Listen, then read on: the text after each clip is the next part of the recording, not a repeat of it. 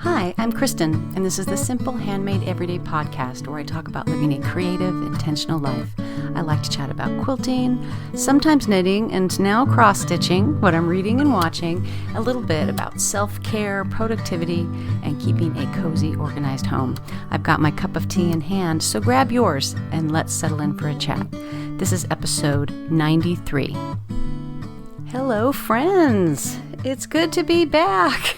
I told you in the last episode it would probably be a month before my next podcast, and that is what has happened here. I always forget to talk about my cup of tea, so let's just get that out of the way right now. I've got a cup of, it's Harney & Sons Cherry Blossom. It's a green tea infused with some cherry blossom flavors, and it's delicious, and it's just what I need on this beautiful kind of overcast, well, it's not overcast anymore, Sunday morning.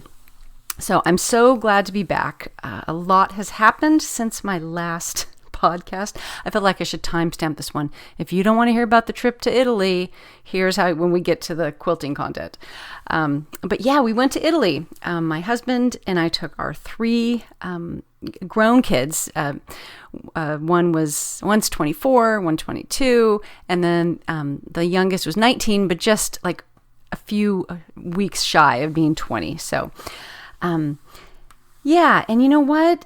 Traveling with older kids, it's a good thing. I kept thinking about how, we walked a lot, like we averaged between 20 and 25,000 steps a day.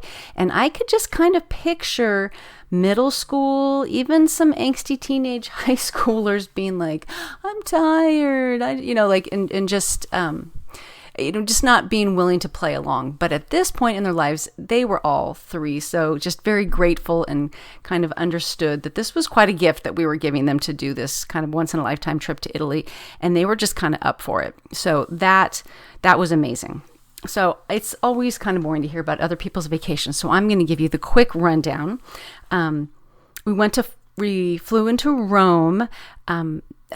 Airlines being what they are, we were 8 or 9 hours late. So we kind of missed our first day in Rome. We were supposed to get in at 8 a.m. and we didn't get in until about 5. But you know what? Because of that, we slept more on the plane. I don't know, it just put us in a position where we got to Rome, we unpacked, we walked around, we had dinner, and then we went to sleep and then got up the next day and were ready to hit it. So I feel like we really did not incur the whole jet lag thing the way we could have. So that was nice. The next day we had a tour of the Vatican in the morning, which was absolutely amazing. We got to see the Sistine Chapel, which, is packed, boy. And just, we had this 4-hour tour with this great tour guide who just really instills in you what a genius Michelangelo really was. And then we also, part of the tour was St.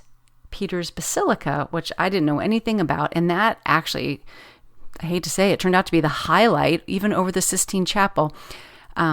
St. Peter's Basilica is, it's just like this enormous, like I can't even tell you how huge the scale of this church, and it is in the scale of the sculptures and the artwork that was in there was absolutely phenomenal.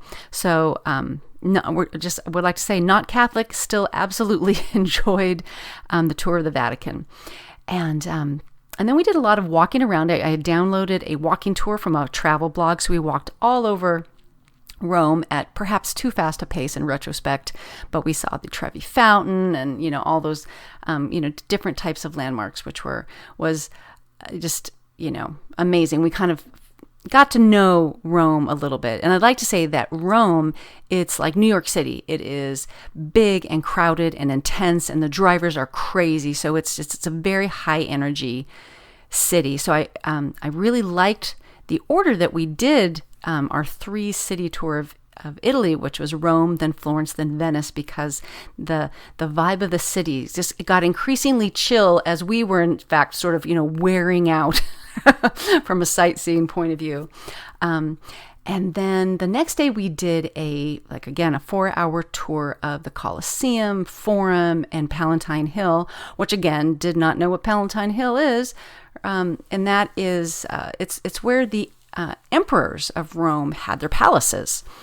And, again, it's just ruins now. But so it's when you get the tour of the Colosseum, that's when you just really learn to appreciate just how ancient this city is. This was built in the 1st century, and this was like a more recent add-on because it was built in the 4th century. But that was also amazing, just so full of history. And we kept seeing these weather reports that it was going to rain every single day. It was going to rain. It was going to rain. Really only rained on us once of the whole 10 days we were there. So we kind of lucked out there. The day we saw the Colosseum was, in fact, that day. But so Colosseum was amazing. And then we, just spent the rest of our time just walking around. And, we would pick sort of a destination.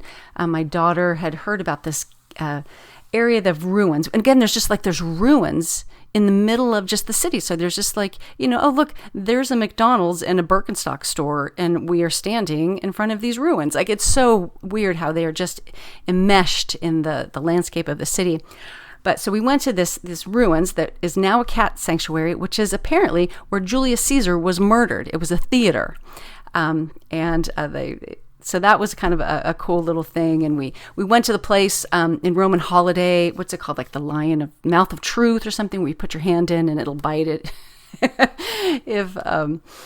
If you're a liar, we just did all the fun touristy things, and then took a wonderful train ride that we almost missed to Florence.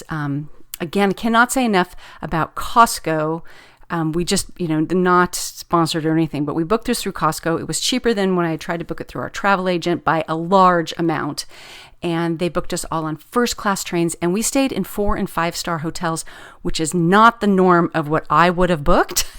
But man, it's going to be hard going back to the Marriott after this. So all the hotels were amazing.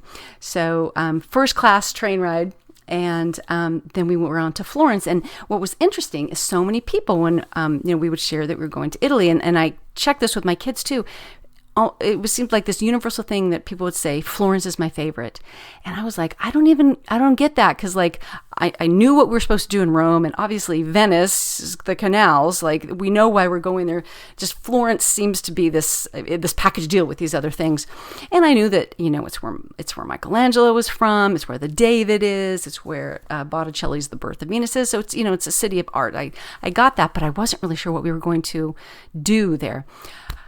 We get there, we are there, in the first 30 minutes we all go, oh, I get it now. Florence is my favorite. It's on the Arno River, and our hotel was right on the Arno River, which is just gorgeous. It's just a gorgeous river, and there's these beautiful bridges that go over it, including this one called Ponte Vecchio, which is just full of all these like amazing jewelry stores. And there it's a city that you can easily walk. It's all cobblestones. There aren't very many cars. There are cars, unlike, say, Venice, but nothing like Rome. So it's a walking city. And so it's just got the charming architecture, the charming cobblestone streets. And there's something about the light. I don't know. We actually climbed all the way up. I forget what this is called. It's like the Plaza de Michelangelo or something, and watched the sunset one night along with approximately 2,000 other people. But you just, the sun setting over Italy was just, or over Florence, was absolutely amazing.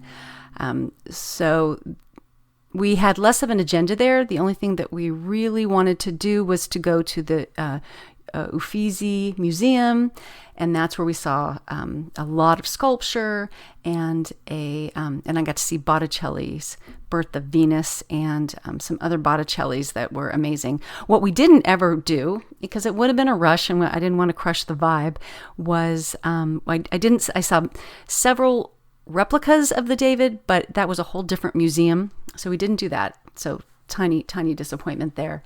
We ate pizza and pasta at every lunch and dinner, period. It's been a little bit hard to just get back to real life, We're having basically a cocktail every day in the afternoon to enjoy, people watching, and then wine at night, and it's all pizza and pasta and bread. So yeah, that was, it's been hard to get back. Oh, and gelato, like at least every other day. So it was all very delicious. And I would not say that, the Italian food in Italy is so much different than what we get here. What we get here is this Americanized version. I would not say that's true. It was delicious there. The pizza in Rome all seemed to be extremely thin crust, and it got a little thicker when we got to Florence, so I actually preferred the pizza there.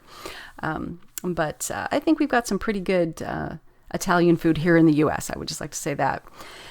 Then after Florence, the next day in Florence, we actually did a side trip to Tuscany, and we visited 2 wineries and did a wine tasting. And then we bought some wine and had it shipped back here. And we learned all about the Chianti Classico region, and that was so much fun. And we at the first winery we went to, we sat at this large table with this group of, I guess, 6 people, and all from the U.S. And so we just, had a great time comparing notes. And a couple of them were coming from Venice. So at this point we were in Florence or in Tuscany. And so they kind of told us, some things to look out for in Venice that would be good to do and things like that. So that was actually really nice. So then we get to Venice, which of course is amazing. And I love, my daughter said, Venice was just on my bucket list because there's part of me that didn't really believe it was true. That it was a real place.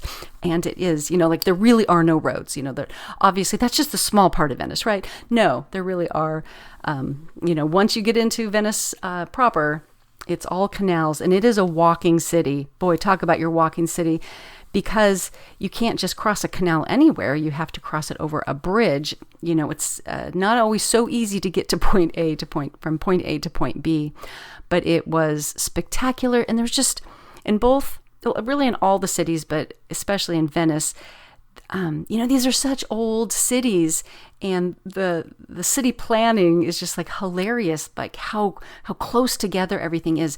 Literally in Venice, you're just walking between, you're walking in maybe a little, what you would consider an alley that's 3 feet wide, and halfway down this alley, you see a door with a number over it. Like, oh my gosh, this is somebody's street. It's crazy. And things were just like so wonky, all the just the way things were laid out. And then when we got to see those like charming, where they're stringing the laundry lines between the windows, and there's, towels and pants hanging out, which I took a ridiculous number of pictures of people's laundry. So anyways, it was amazing. Oh, and the other thing we did on Murano that was really nice, or in Venice, was we went to Murano Island, which in the 13th century, the glass there, obviously Venice is full of art and artists, especially glass blowers, and they kept having fires because of the fire required to blow glass. So Venice kept burning down, and so they moved all the glass blowers, whether they wanted to go or not, over to this island called Murano Island, which is now famous for its Venetian glass.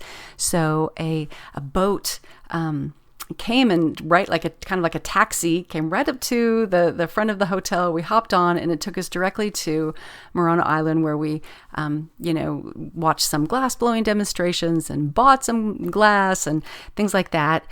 And then it's funny because this it's really a tourism thing that they'll take you from the hotel to Murano Island, but you got to get yourself back. So we got the high-speed taxi ride over there, but then basically took what is a water bus back to Venice, which was also just a fun experience. The experiencing a crazy taxi ride in Rome, and then these beautiful high-speed trains to get between cities, the water taxi, water bus. It was very fun to experience all those different types of transportation. So anyways, we got back home, and it was just amazing. It was just, I took a couple of days off to get myself straight before I went back to work. And so yeah, it was a trip of a lifetime. We'd like to go back and do Bologna and the Amalfi Coast and Milan, so someday we'll do that, most likely just my husband and I. But again, just wonderful. All right. Thank you for sitting through that. If you were not interested, I appreciate that. So then actually I don't know, a week later, then I hopped on a plane again and flew to Connecticut for a business trip, which was actually a lot of fun. And Connecticut is absolutely beautiful. So that was really nice. And then just a few days ago, my husband and I did a concert at the Hollywood Bowl where we saw Pentatonix, which is this kind of very talented a cappella group that arranges kind of pop songs and does them in this awesome a cappella way. And so, yeah, I'm just like, my head's been spinning. I just need to be a homebody here for the for the month of October. Oh, and the last thing I want to tell you is that my friend Frances Dow over at the Off Kilter Quilt, she is you might know her from the Quilt Fiction podcast. She's a award-winning author and one of my very best friends, and we launched a blog together.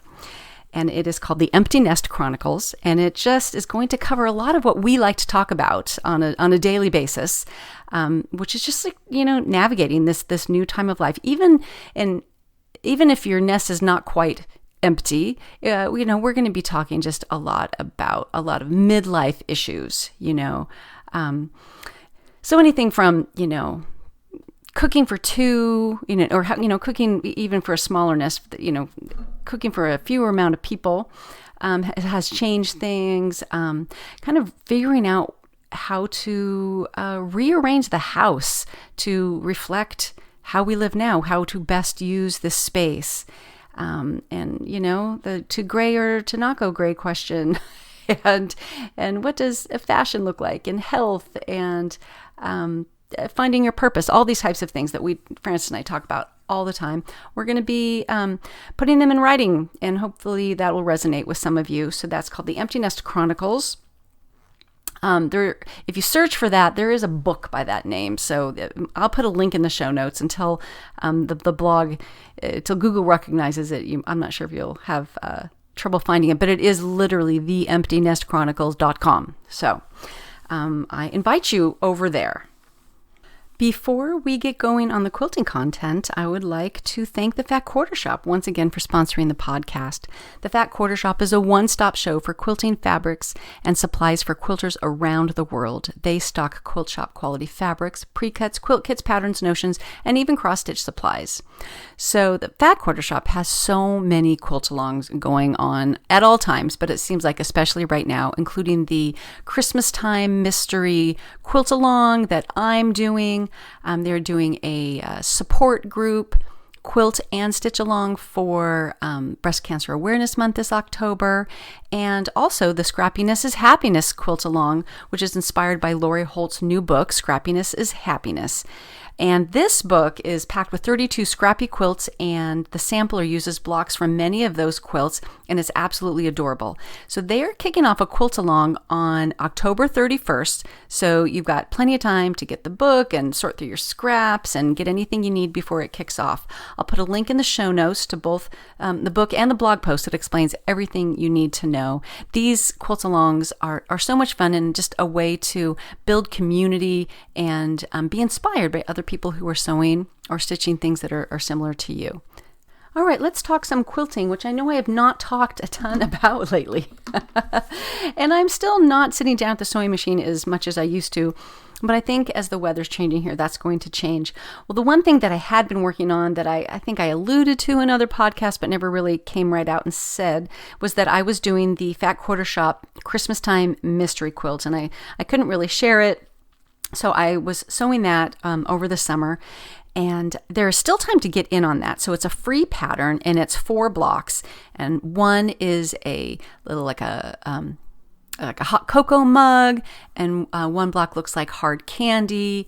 The last one that's been revealed, the third out of 4 blocks, is looks like Christmas cards. That one's a little hard to. You got to use your imagination, and when it's like.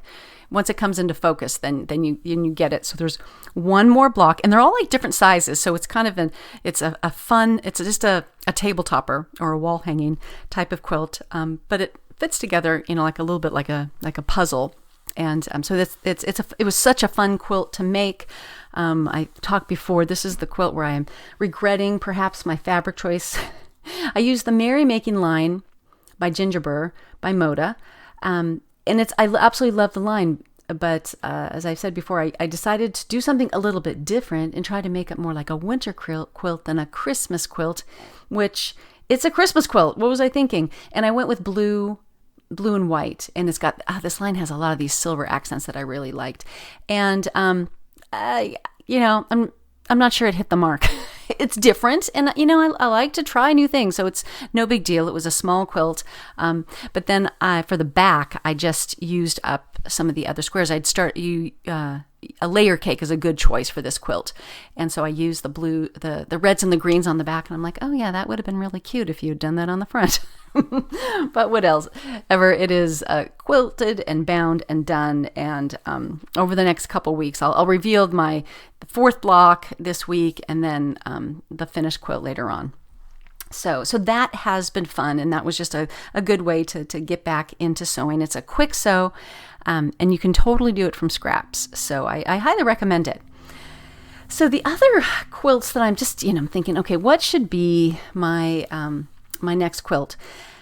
I have started the Granny Square quilt, and I should probably just finish that up. It's a fun quilt. A lot of it's already cut. I don't know why I haven't just sat down to sew it up. So I should work on that one.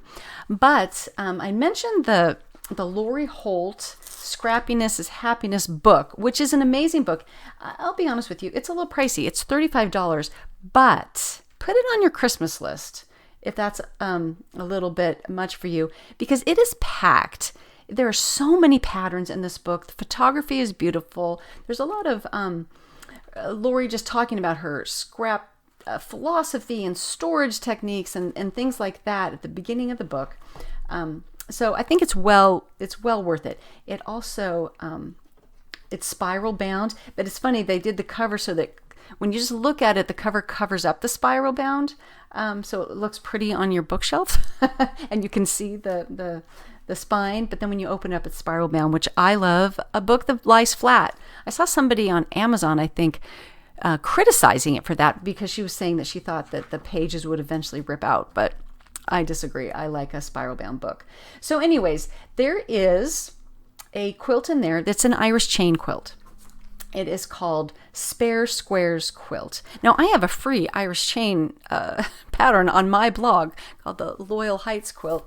But this one's a little bit different. So it's, an Irish chain is really just 9 patch blocks alternating with background blocks, just empty blocks. I mean, it's once you realize what it is it could not be simpler. The pattern on my blog so you can do it. So your 9 patch is, so they're all the same size. The one that I did, the center block is larger just to make it a little bit more interesting. And the shtick with this one is that of the 9 patch blocks, the 4 corner blocks are themselves 9 patches, little 9 patches. So that does give it a very interesting look. And because again, the squares are different sizes, and it's such a perfect scrap quilt. So I was thinking that maybe I would just, I need to use up my stash. And I feel like every time I sew a quilt out of my stash, it doesn't take up as very much of it. And that would be true here. So I'm kind of contemplating color palette. At first I was thinking I would go in a way, like the old school Bonnie and Camille color palette, navy, aqua, pink, and red, which is very pretty. But I don't know, I might mix in some yellows and greens and just, it's not like just like an anything goes color palette, but maybe a little bit more colorful. The other thing is that she does in the pattern, and that I would like to do, is all the background is scrappy low volume fabrics, and some of them I've noticed are white, some of them are more off-white, so it even mixes that in a little bit. And I've been wanting to use low volume fabrics as backgrounds for a while, and I always kind of chicken out. So I'm going to see what I've got. Lori Holt actually does have a line of these low volume fabrics called like scrappy B basics backgrounds, I think is what she calls them. So I might supplement a little bit, but that's what I'm thinking about.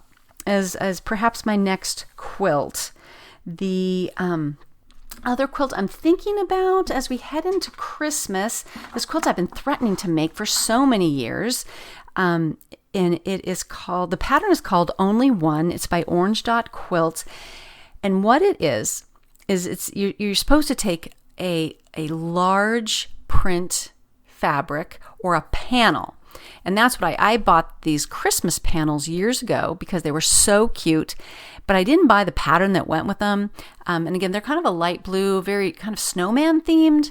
And I just thought I will figure out a way to put these together. And I have tried multiple times to figure out the best way to turn this into a quilt. And I'm just never going to do it. And so what she actually has you do is just go through, it's kind of like a stack and whack. It's called Only One because you need one fabric and one block, which is, and I think you turn everything into half square triangles and kind of turn everything into pinwheel blocks. And then you can place them in this sort of color wash way through the quilt top. And so it's very abstract. So you know, it definitely loses whatever like this panel was. But then what she tells you to do is when you piece the back, save one panel for the back so you can see like where this came from. So I've talked about this quilt before, and I will continue talking about it till I get around to making it. So that's the other quilt that I'm kind of thinking about. You know, I need another Christmas quilt, like I need a hole in the head. But again, this could be more of a winter quilt, you know. So those are the quilts that I'm thinking about. I also want to remake the Cabin Valley, which I absolutely loved that pattern. And I made that quilt and then gave it away. And I still have enough fabric to make another one to keep. And I think I'm going to do that. So yeah, I've got some plans, but I just need to sit down at that machine. All right, so before we leave the quilting segment, I want to talk about the giveaway I'm doing this episode, which is the 2023 planner by Lori Holt, the Bee in My Bonnet lady, who's, you know, I'm doing so many of her cross stitches and quilt patterns lately. So every year, or the last few years, she does a planner. This year it's pink, and it's the cover is like linen, and it's stamped with silver, a big bee. It's embossed. It's very pretty. And the only reason I'm giving this away is because it's just not the type of planner that I personally use, but it's absolutely beautiful. It's spiral bound. So let me just go through. I talked about this before, but I'll do it again. So every month, so there's a monthly layout, normal. You've got a page of notes. And then a place for your priorities for that month, anything you might need to shop for, your goals, personal goals, and health goals. So that's all in the monthly section. And then you just have, from there, when you open it up, it's a weekly spread, and it looks like little file folders. It's very cute. And there is just a small amount of room for you to write whatever you need to, like, it's kind of like your to-do list for the week. And then there's a way to track your water. She has little mason jars where you can just mark off drinking water. So that's the weekly spread. It also has like a weekly to-do list area in that section. And then that kind of does. Is there anything at the end of the month, like a wrap up or anything? No. So that's what it is. So there's a nice monthly spread, nice weekly spread, and room for you to do your daily to-do list. And then there are lots of notes pages at the end of the month. And they coordinate color-wise to the monthly tabs. So I guess you could write notes if you want to, write something that you want to remember to do in November. You could put this in the pink notes area. So anyway, so it's very cute. I will put a link in the show notes if you guys want to check it out, but I will do a giveaway just like the way I did last episode. Just leave, why don't I think about this before I get on the microphone? Just leave any kind of a comment. I just like hearing from you guys. If you leave a comment, then I will assume you're interested in the giveaway, and that'll be fun, and I'll get that out to you. And we're plenty of time for the new year. All right, let's talk a little cross stitch. Now, I think I've got some new listeners since I started cross stitching, and I know that a lot of you quilters also cross stitch, just like a lot of you guys knit. But I will try not to overdwell on cross stitch as I have been doing lately. So in addition to the Christmas time mystery Quilt Along, I decided to jump in the Stitch Along, and that was a very fun stitch. I'm actually done with it. I got my hands on the mystery a little early, like I did with the quilt pattern, and I really love it. I'm doing it on a kind of a craft paper brown, I think it's called antique something. The fabric, and I'm just using the DMC colors, and it's beautiful. Now, as I've talked about with cross stitch, I am enjoying the process of cross stitch so much. It's just so easy to pick up and put down, and I don't know, it's new, it feels fresh to me, but I don't know what I'm going to do with these things. My decorating style is not such that I want to frame them and hang them on my all over my house. So this is an ongoing puzzle I need to solve. So for this Christmas one, I'm trying to figure out how to finish it. And I went to Michael's, and I did find kind of like a 9-inch shadow box frame that would totally have worked very nicely, that I could frame it. But do I really want a framed Christmas thing? I don't know. And it was like nearly $30. I'm just like, I don't know. I don't know if I want this $30 enough, So I'm like, okay, a lot of what I see people doing as I'm watching floss tube videos on YouTube is they turn them into like little pillows, and like, oh, that would be cute. And then I could just set it on a bookshelf or whatever during Christmas time. So that was my plan. And just this morning I was completely picturing red French General. Isn't all French General fabric red? Red French General fabric, and I knew I had some. And so I went into my red bin and I pulled out that and some other red fabrics, and just trying to figure out, well, which one is the right one here, and how big am I going to cut this? Should I keep it kind of square? Should I try to make it like more like a lumbar pillow style? I've got a number of Christmas pillows like that. So I just kind of playing around with these ideas mentally.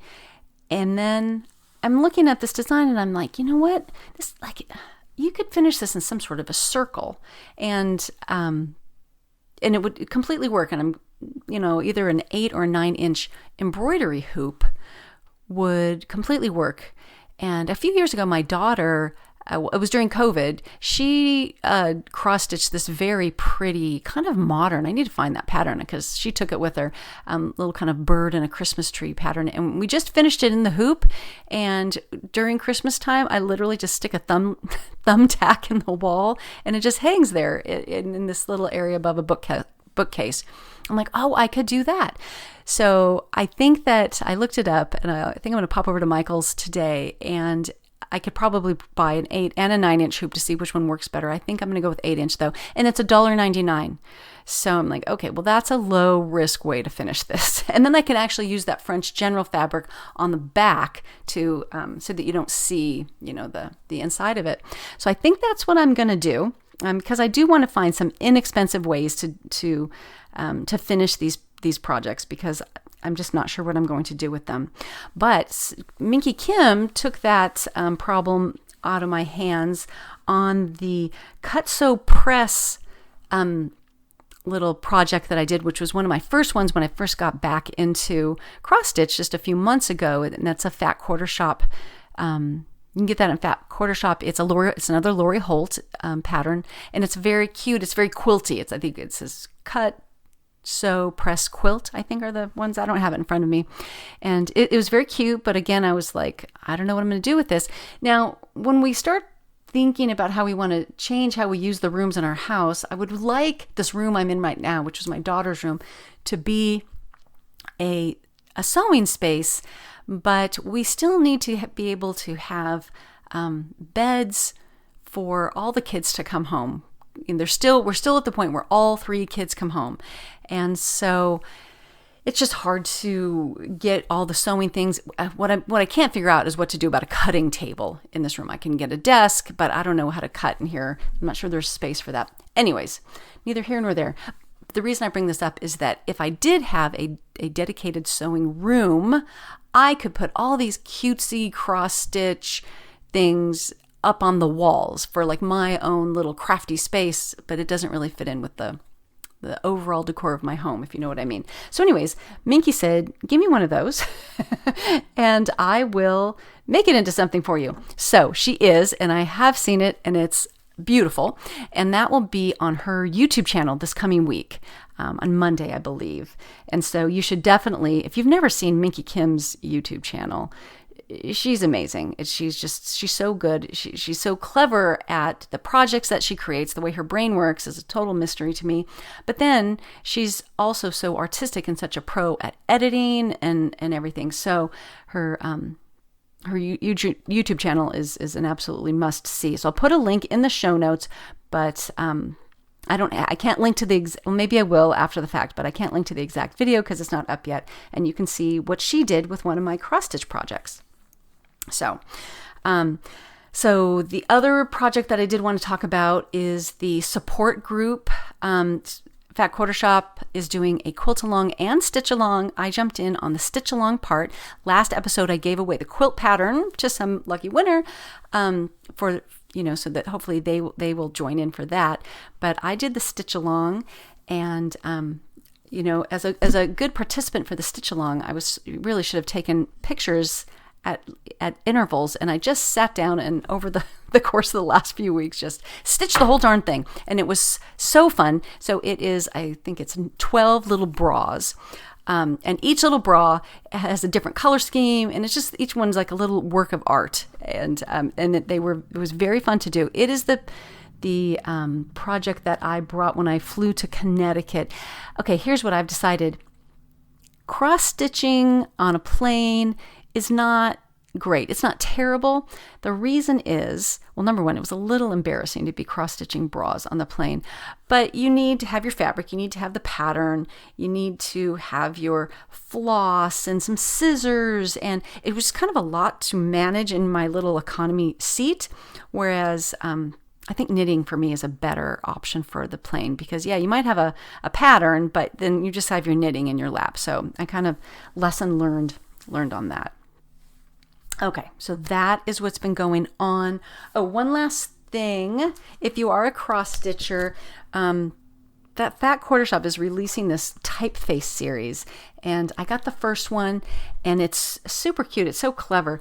I'll put a link in the show notes, but it's they're stitching it on this sort of chalkboard black Aida fabric, so it's kind of a dark gray, and it's Santa's face, and it's a very cute illustration of Santa's face, but it's just half of it, like the right side of his face, and the left half says Santa, and then Claus, Saint Nick, Kris Kringle, and like in different fonts, uppercase, lowercase, more of like an italics, and so it's called typeface, and so I think it's really cute. And there's been some other ones. I think it's going to be a series of 4. I only have the Santa one, but there's one that's like Frosty, and so they have Frosty and Jack Frost, and so anyways, it's cute. It's the whole play on words of typeface, which I thought was very clever. Let's move on to talking about books. Because of all the travel I've been doing,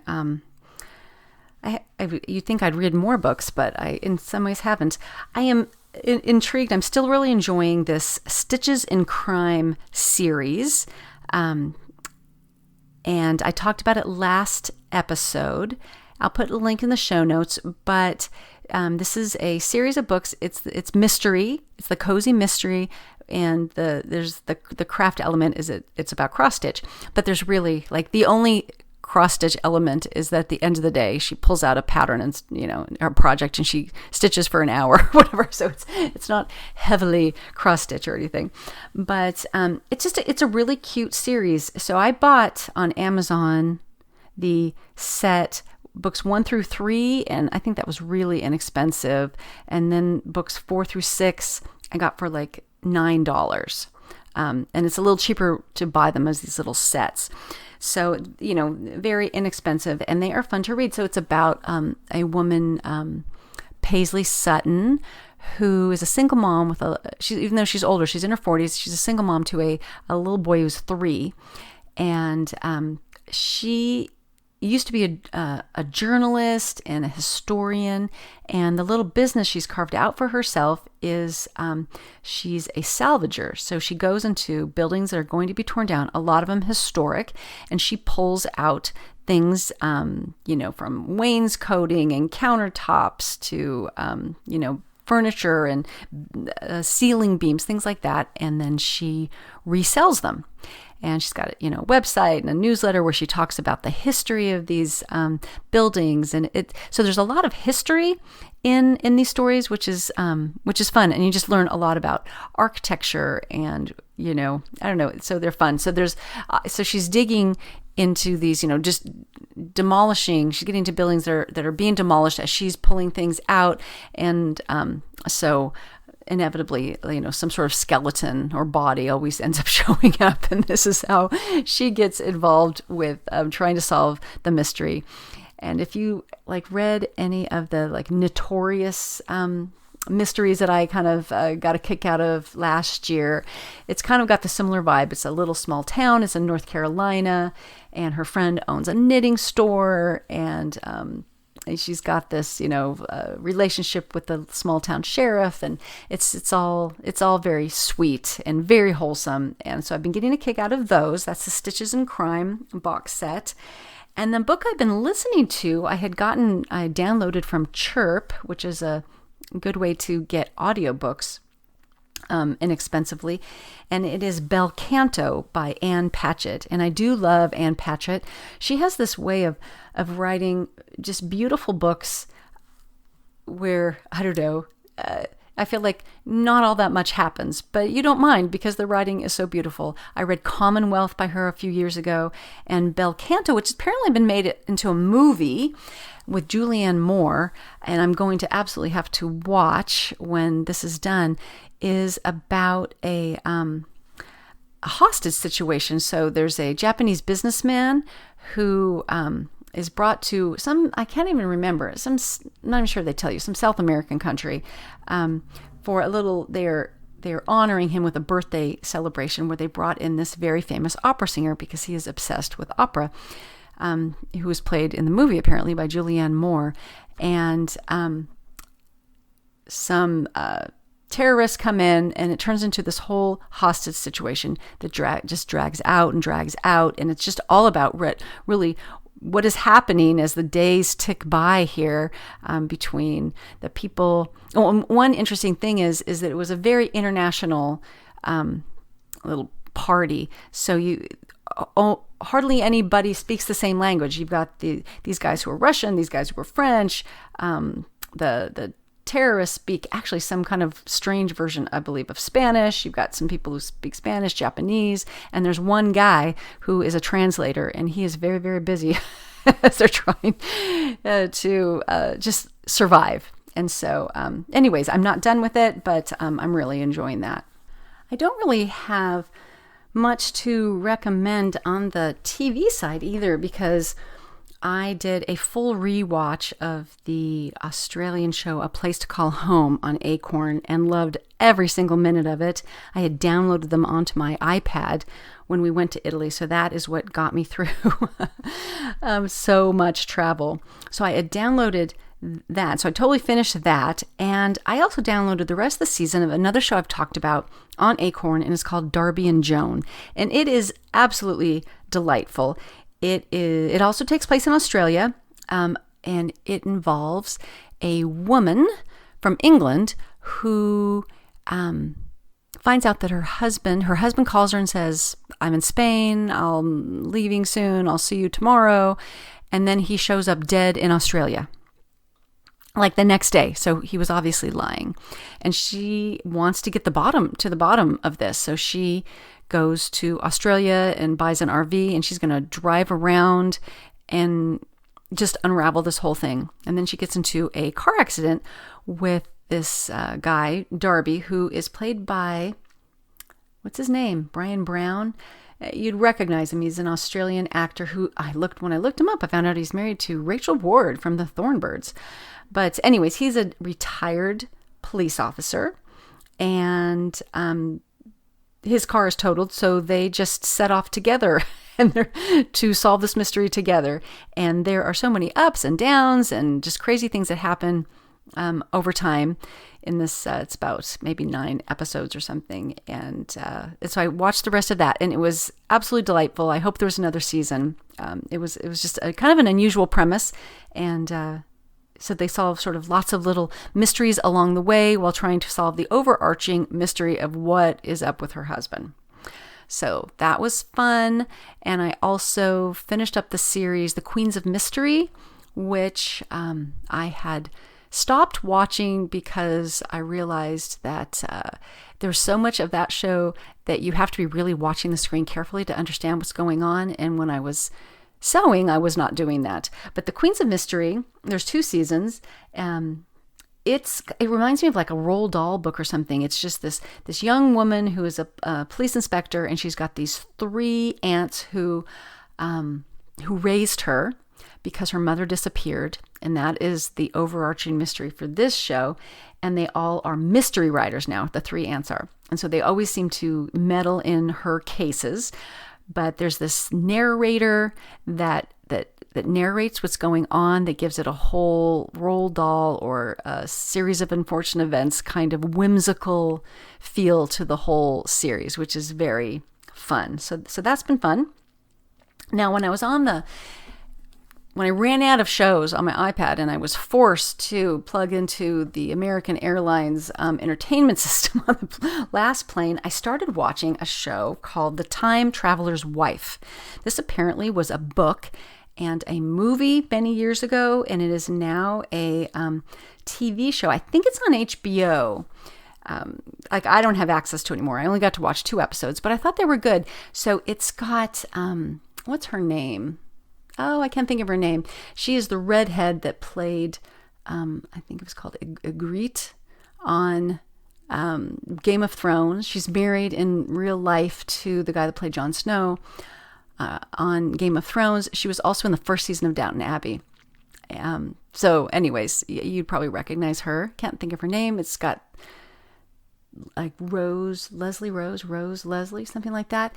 And then the guy in it is Theo James, who you might know as Mr. Pamuk from the first season of Downton Abbey, maybe even the first episode of Downton Abbey.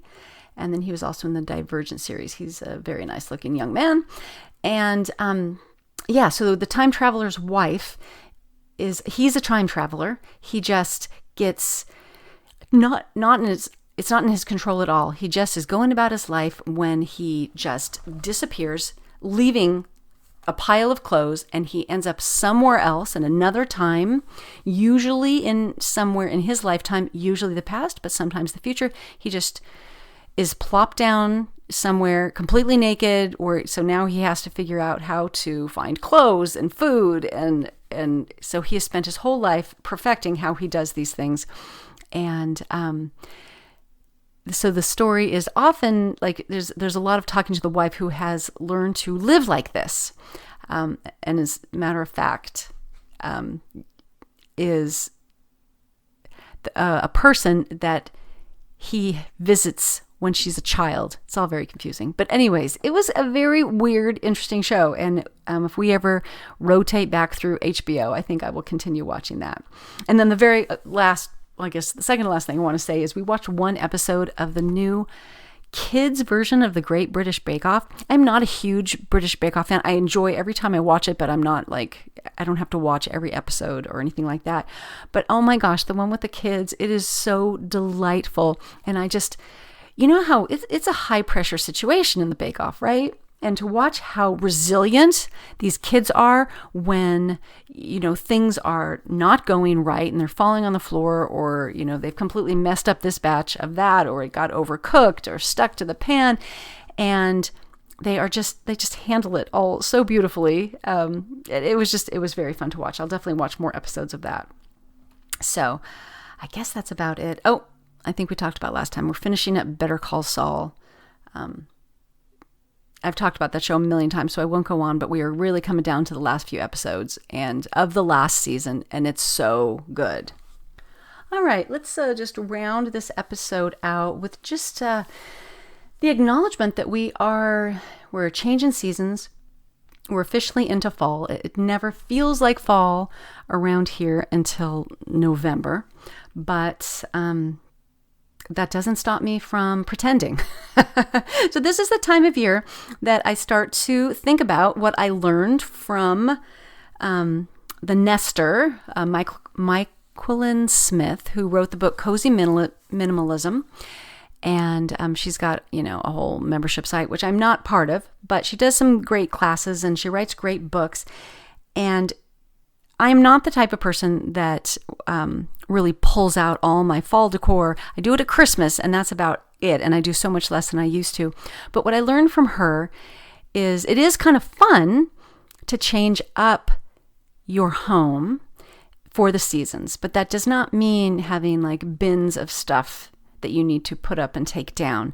She talks a lot about using your five senses, making sure that you're doing things in your home to reflect the season that for all five of your senses. So the first one is sight. So that's where we excel, right? So it's the visual side of things. And so for me, and what I've kind of learned from her is an easy way to do that is swapping out throw pillows. Now, I've got this little problem. I'm a neutrals loving girl, and I've really cultivated my home to be a little more neutral, probably much to the disappointment of my husband, who really loves color. But my idea with neutrals is that you can swap out colors in and out without like committing. My problem is that I don't swap out colors. And so I would like to do more of that this year. And I was thinking about maybe sewing up I'll probably make a trip to Home Goods and TJ Maxx to see what sort of things they do have from a throw pillow point perspective. I've not found these magical throw pillows and colors that I would like, so I might maybe sew some up and teach myself how to really feel comfortable installing a zipper. So my friend just bought some of these beautiful blue kind of velvety ones from Pottery Barn, which I'm sure costs an arm and a leg, but they're very simple. Like I could totally do that. So anyway, so I'm thinking about that. And she's also into bringing the outside in. What's inside your home should reflect what's going on outside. So at this point in fall, she's really into going out into her woods and clipping twigs and putting them. I do have some like vases that I've got some greenery in and that I could put those kinds of sticks in, but we'll see. But I need to those are all kind of green right now for spring and summer, and I need to replace those more with things that reflect fall. So I would like to do that. I do have some beautiful candle holders that are very fallish that I would like to put out. I changed out some of our pillow covers on our main sofa for these kind of neutral. They're kind of gray and brown plaid. So that's my nod to fall and winter there. When we get to winter, I've got these fuzzy white pillows that I'll bring out, but it's too soon for that. But anyway, so you get what visual is. It's all the things that we think about for decor, but she really is more into consumables. So the next time I'm at Trader Joe's, I'll get some pumpkins that are like, and squash that I can do an arrangement, things like that. And then those we'll either eat them or compost them at the end, and I don't have to store them. And then we have smell. So this is the time of year that, like maybe we start making pumpkin muffins and chili and those kinds of stew, like those kind of heartier smells. A lot of things with cinnamon and nutmeg, I think kind of like really reflects fall. And then touch. So this is, bringing out some cozier quilts, like maybe like knitted Afghans, things like that. So I kind of tend to put all that kind of stuff away during the summer when we don't need that. I mean, we always have quilts out, but like nothing knitted, things like that, because that's more of a cozy time. So that's, and again, with those cozy, like the winter, the fluffy pillows, that kind of stuff. So that's touch. Sound. And that's even like maybe changing up your, like what you're listening to. She has amazing, the Nester on Spotify. She's got playlists that I listen to all the time. Her autumn playlist is like my all-time favorite playlist, but I listen to the one for summer and winter, and it's kind of different music for different times of year. And then, again, taste. So this is the time of year where, if you're into your pumpkin spice lattes, which I am absolutely not, but I do love pumpkin bread and, apple crisp. I just really think of more like the cinnamony type things. And again, your soups and stews and things like that. So that those are good ways to like change the whole vibe of your house for the season, without buying a lot of stuff. So I kind of like that approach. So when I am doing, I'm kind of moving into changes in our menu plan. For us, again, it's still warm, so I can't like switch right over to the ultimate beef stew yet, because it's just too hot. But I'm sort of nudging our menus that direction, and we'll talk about more about that on other episodes. So that about wraps it up for this episode.